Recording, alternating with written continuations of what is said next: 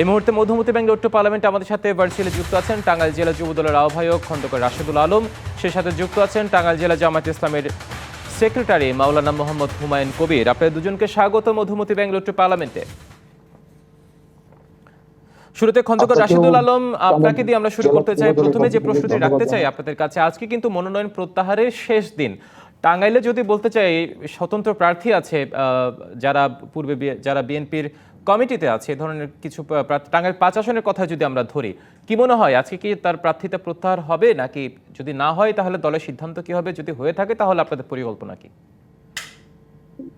ধন্যবাদ আপনাকে। টাঙ্গাইল জেলা যুব দলের পক্ষ থেকে টাঙ্গাইলের 8টি আসনের সম্মানিত ভোটারগণকে আপনার মাধ্যমে আমি সালাম এবং শুভেচ্ছা জানাচ্ছি। এবং সেই সঙ্গে আপনার প্রশ্নে যেটি করেছেন যে স্বতন্ত্র প্রার্থী, আসলে দল যারা অতীতে করেছে বা এখনো যারা দলের সাথে সম্পৃক্ত আছে, দলের প্রত্যেকটি নেতাকর্মীর বিশ্বাস যে তারা দলের প্রতি শ্রদ্ধাশীল হবে, দলের প্রতি শ্রদ্ধাশীল থেকে দলের নির্দেশনা, দলের যে প্রার্থী সেই প্রার্থীর পক্ষে তারা ঐক্যবদ্ধভাবে কাজ করবে। আজকে বিকাল পর্যন্ত আমরা তাদেরকে আশা করব যে তারা অতীতে যেভাবে দলের প্রতি তাদের কমিটমেন্ট রক্ষা করেছেন, তারা সমস্ত ভেদাভেদ ভুলে গিয়ে, তাদের সমস্ত চাওয়া পাওয়ার আকাঙ্ক্ষা ভুলে গিয়ে, যেহেতু দল যাদেরকে নেতৃত্বের জন্য যোগ্য মনে করেছে, দল যাদেরকে এখানে সর্বোচ্চ ভাবেই গ্রহণ করেছে, গ্রহণযোগ্য ব্যক্তিকে মনোনীত করেছে, তার পক্ষে তাদের ব্যক্তিগত আকাঙ্ক্ষাকে বাদ দিয়ে দলের প্রতি শ্রদ্ধাশীল হয়ে দলের নির্দেশ মেনে নিয়ে তারা তাদের প্রার্থিতা প্রত্যাহার করবে বলে দলের প্রত্যেকটি নেতাকর্মীর সাথে আমিও বিশ্বাস করি। নিশ্চয়ই, আমরাও চাই আপনারা দিন শেষে দলীয়ভাবে সুন্দরভাবে নির্বাচনটি করেন, এটাও প্রত্যাশা থাকবে ভোটারদের, যারা আপনার দলীয় কর্মী আছে তাদেরও সেই একই প্রত্যাশা। আরেকটি বিষয় যেটা আপনার কাছ থেকে জানতে চাই সেটি হচ্ছে, নির্বাচন যতই আসছে তত লেভেল প্লেইং ফিল্ড নিয়ে কিন্তু একটা প্রশ্ন উঠছে। সেটা আপনাদের দলের পক্ষ থেকে উঠছে, আপনাদের প্রধান প্রতিদ্বন্দ্বী জামায়াত ইসলামের পক্ষ থেকে উঠছে। কি মনে হচ্ছে টাঙ্গাইলের লেভেল প্লেইং ফিল্ড আসলে মাঠ পর্যায়ে কতটা নিশ্চিত হচ্ছে? আসলে একটা বৃহৎ ভোটের ময়দানে অনেক ধরনের অভিযোগ পক্ষ বিপক্ষ থাকবে, প্রতিপক্ষের বিরুদ্ধে থাকবে। যেমন করে আমরা দেখতে পাচ্ছি যে ভোটের প্রচারণায় যেভাবে আমাদের প্রতিপক্ষ দল তারা বিভিন্ন বাড়ি বাড়ি গিয়ে ভোটারদের আইডি কার্ডের নাম্বার সংগ্রহ করছে এবং তাদের বিকাশ নাম্বার সংগ্রহ করছে, তাদের ফোন নাম্বার সংগ্রহ করছে।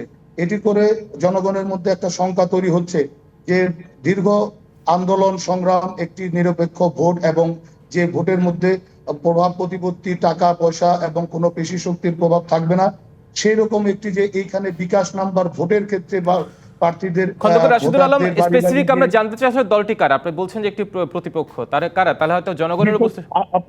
আপনি যেহেতু মেনশন করেছেন যে আমাদের প্রধান প্রতিপক্ষ জামাতে ইসলামী, আমি এই কারণে দলেরটির নাম বলি নাই।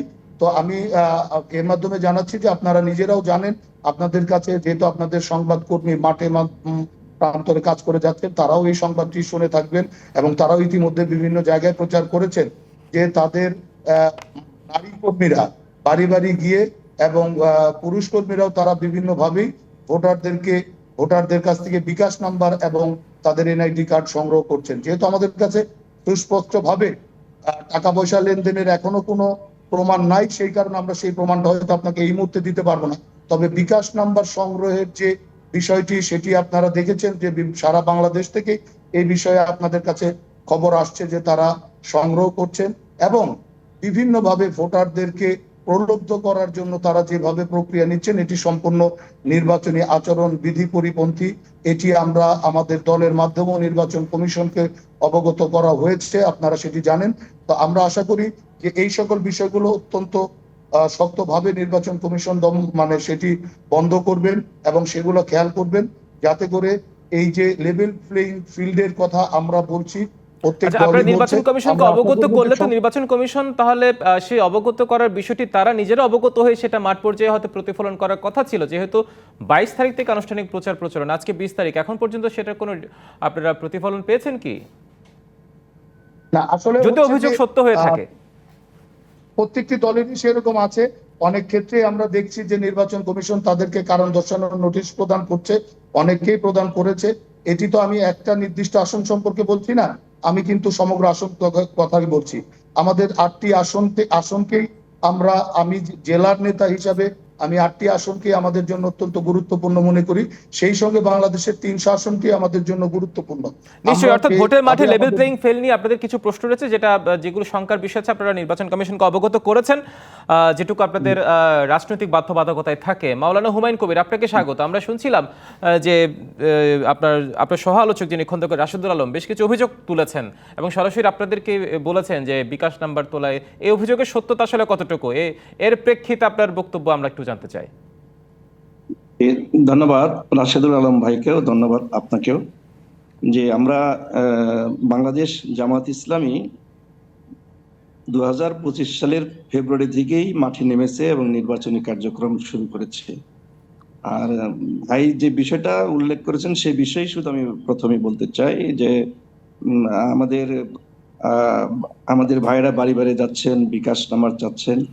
আসলে আমাদের জামাত ইসলামের ভাইরা কিন্তু মানে জামাতের কাজের ব্যাপারে সাংগঠনিকভাবে সবসময় বাড়ি বাড়ি আমরা যাই, প্রতিটি মানুষের কাছে সবসময় গিয়ে থাকি। সার্বিক সামাজিক উন্নয়ন করবে, ব্যক্তিগত সুযোগ সুবিধা, তাদের খোঁজ খবর নেওয়া, পারিবারিক খোঁজ খবর নেওয়া, এরপরে ধরেন একজন মানুষ অসুস্থ হয়ে পড়লো সেই ব্যাপারে খোঁজ খবর নেওয়া। এই ব্যাপারে কিন্তু আমরা প্রতিনিয়তই ভাইদের কাছে মানে বাড়ি বাড়ি যাচ্ছি, এলাকায় যাই। এটা আমাদের নিয়মিত কর্মসূচির অংশ, সাংগঠনিক কর্মসূচির অংশ। এখন নির্বাচনকালীন সময়ে যেহেতু আমরাও যাচ্ছি, আমাদের স্বাভাবিকভাবেই প্রত্যেকেই যাচ্ছে। আমরা এই আচরণবিধির লঙ্ঘন হবে বলে আমরা ভোট চাই না, কিন্তু আমাদের যাওয়াটা তো থেমে নাই। কারণ আমরা তো প্রতিবেশীর হক বলেন, পাড়া প্রতিবেশী বলেন, এলাকার লোকজনের সাথে দেখা সাক্ষাৎ বলেন, এই ব্যাপারে তো আমরা আগে থেকেই কর্মসূচি চালু রেখেছি। এখন যেটা উনি বলেছেন যে চাচ্ছে বিকাশ নাম্বার চাওয়া এবং এনআইডি নাম্বার চাওয়া, আমার জানা নেই। উনি যদি কোথাও এরকম পেয়ে থাকেন তাহলে যদি উল্লেখ করতেন যে অমুক বাড়িতে অমুক কাছে গিয়েছে, বিকাশ নাম্বার নিয়েছে। বিকাশ নাম্বার নেওয়ার অর্থ হলো সেখানে কিছু লেনদেনও হয়, এরকম কিছু যদি ঘটে থাকে তাহলে সেটা উল্লেখ করলে হয়তো বা আমরা এই ব্যাপারে দেখবো আর কি। এটা আমি আশা করি যে আমাদের ভাইরা বা আমাদের জনশক্তি এই ধরনের কোনো কাজ করছে বলে আমার জানা নেই। নিশ্চয়ই। আরেকটি বিষয় আপনার কাছে রাখতে চাই, সেটি হচ্ছে 11 দলীয় জোট থেকে আপনারা এখন 10 দলীয় জোট, ইসলামী আন্দোলন আপনাদের সাথে নেই। আপনারা যদিও বলেছেন শেষ পর্যন্ত অপেক্ষা করবেন, কিন্তু সবকিছু মিলিয়ে সেই 10 দলীয় জোট কিছু কিছু আসন আপনারা ছাড়ও দিয়েছেন। এই যে একটা জোট চলে যাওয়া, সেটা আপনাদের নির্বাচনে কোনো প্রভাব ফেলবে কিনা? এছাড়া 10 দলীয় জোট হিসেবে টাঙ্গাইলের প্রত্যেকটি সংসদীয় আসন, অর্থাৎ যদি বলি আজকে 6 থেকে 8-এর যে আসনগুলোতে 5, 6, 7, 8 এই আসনগুলোতে আপনাদের মাঠের কি অবস্থা? যে প্রথম কথা হচ্ছে আমাদের পলিসি ছিল সকল দলকে ঐক্যবদ্ধ করে একসাথে নির্বাচনী মাঠে থাকা। সেই ক্ষেত্রে মত পার্থক্য থাকতেই পারে, চিন্তার পার্থক্য থাকতেই পারে, এটা থাকাটাই স্বাভাবিক। সেই ক্ষেত্রে আমরা আলহামদুলিল্লাহ এখানে প্রথমত 11 দলীয় চিন্তা ছিল, সেখানে 10 দলীয় জোট হয়েছে। একজন বা একটি দল তার মতো পার্থক্যের কারণে, চিন্তার কারণে সে আলাদা থাকতেই পারে, থাকাটাই স্বাভাবিক। সেই ক্ষেত্রে কোনো প্রভাব পড়বে বলে আমরা মনে করি না, বরং এখানে 10 দলীয় জোট যেখানে আছে পুরো বাংলাদেশটাই এখন 10 দলীয় জোটের দিকে তাকিয়ে আছে ইনশাআল্লাহ, এটা আমরা বিশ্বাস করি। আর 5, 6, 7 হ্যাঁ বলুন। 5, 6, 7 আসনের বিষয়ে আমরা যেটা বলবো, আলহামদুলিল্লাহ 5 তো আল্লাহর মেহেরবানিতে জামাত ইসলামী একক ভাবেই মাঠে আছে। আপনারা ইতিমধ্যে জানেন যে অন্য আমাদের প্রতিদ্বন্দ্বী বা প্রতিযোগীদের দল যারা আছেন তাদের ভিতরে কিন্তু আমরা লক্ষ্য করছি তাদের ভিতরেই কিছুটা অনৈক্য লক্ষ্য করা গেছে। যাই হোক, আমাদের জামাত ইসলামের পক্ষ থেকে 5 আসনে এককভাবে মাঠে আছে এবং ব্যাপক সাড়া আমরা লক্ষ্য করতে পারছি। এছাড়া 6-এর ব্যাপারেও যদি বলি একই বক্তব্য আমাদের। 6 আসনেও আমাদের একজন গ্রহণযোগ্য প্রার্থী আছেন, একজন মানব সেবায় নিয়োজিত একজন চিকিৎসক আছেন। তিনি মানব সেবা দিয়ে যাচ্ছেন পূর্ব থেকে, এই জন্য তার ব্যাপারে যথেষ্ট গ্রহণযোগ্যতা আছে। আমরা 7-এর ব্যাপারেও যদি বলি, 7রাও ঠিক একই অবস্থায়। তিনি একজন অধ্যক্ষ, একটা প্রতিষ্ঠানের অধ্যক্ষ হিসেবে দীর্ঘ আমার জানা মতে 32 বছর যাবত তিনি অধ্যাপনার দায়িত্ব আছেন, অধ্যক্ষ হিসেবে দায়িত্ব পালন করছেন। তারও ব্যাপক গ্রহণযোগ্যতা আছে একজন আলেম হিসাবে, আলেমে দ্বীন হিসাবে। এছাড়া 8-এর কথা যদি বলি, সেক্ষেত্রে আমরা ইতিমধ্যে অর্থাৎ আপনাদের যাদেরকে প্রার্থী হিসেবে দিয়েছেন তারা প্রত্যেকে যোগ্যতা সম্পন্ন এবং জনগণ তাদেরকে নিশ্চয়ই ভোটের তাদের জনরায়ের মাধ্যমে বেছে নেবে, প্রত্যাশা আপনাদের।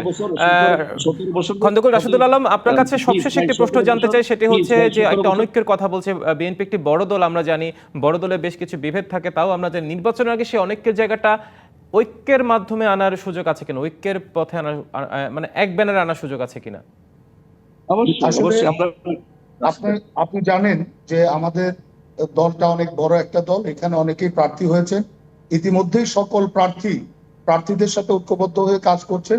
দুই একজন যারা দলের নির্দেশনা এখনো মানছেন না, আমরা মনে করি না যে তারা যদি শেষ পর্যন্ত সেই দলের নির্দেশনা না মেনে তারা কাজ করেন, কারণ দলের সকল একদম তৃণমূল থেকে সকল পর্যায়ের নেতা কর্মী এবং সমর্থক প্রত্যেকটি ধানের শীষের প্রার্থীর সাথে কিন্তু ঐক্যবদ্ধ আছে। আপনারা দেখবেন যে নির্বাচনের মাঠে, অর্থাৎ বর্তমানে নির্বাচনের মাঠটি, সেই মাঠটি কিন্তু সরব আছে ধানের শীষের প্রার্থীর কারণে। অন্যান্য যারা আছে তারা সীমিত আকারে তাদের হয়তো প্রচারণা করছে। আমাদের যেহেতু নির্বাচনের নির্দেশনার কারণে, নির্বাচনী আচরণ বিধির কারণে আমাদের সরব উপস্থিতি না, তারপরেও প্রত্যেকটি বাড়ি বাড়ি যাওয়া, ভোটারদেরকে উদ্বুদ্ধ করা, ভোটারকে ভোট কেন্দ্রে নিয়ে যাওয়ার জন্য তাদেরকে পরামর্শ দেওয়া, ভোটারদের সমসাময়িক সমস্যা এবং ভোটারদের প্রয়োজনীয়তা খোঁজ খবর নেওয়া। প্রতিটি আসনেরই যারা ধানের শীষের প্রার্থী আছেন তাদের সাথে তৃণমূলের সকল নেতা কর্মী ঐক্যবদ্ধ।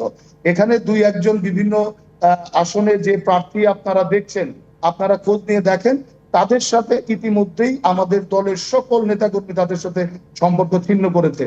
যদিও সকলে প্রত্যাশা করে যে তাদের শুভবুদ্ধি উদয় হবে, তারা দলের সাথেই কাজ করবেন।